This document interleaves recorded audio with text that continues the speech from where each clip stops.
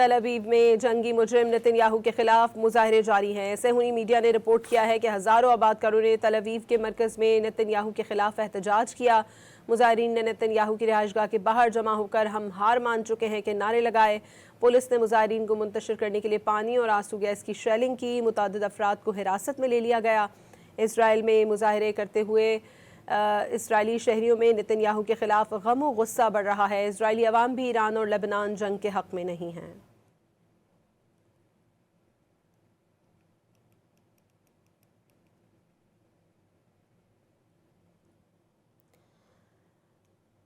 तल अवीव में जंगी मुजरिम नेतन्याहू के खिलाफ मुजाहरे जारी हैं। सेहूनी मीडिया ने रिपोर्ट किया है कि हज़ारों आबादकारों ने तल अवीव के मरकज़ में नेतन्याहू के खिलाफ शदीद एहतजाज किया। मुजाहरीन ने हम हार मान चुके हैं के ज़ोरदार नारे लगाए। तल अवीव में जंगी मुजरिम नेतन्याहू के खिलाफ मुजाहरे जारी हैं। सेहूनी मीडिया ने रिपोर्ट किया है कि हज़ारों आबादकारों ने तल अवीव के मरकज़ में नेतन्याहू के खिलाफ एहतजाज किया।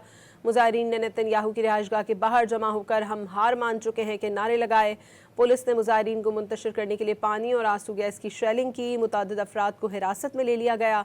इसराइल में मुजाहरे करते हुए इसराइली शहरियों में नेतन्याहू के खिलाफ गम और गुस्सा बढ़ रहा है। इसराइली अवाम भी ईरान और लेबनान जंग के हक़ में नहीं हैं।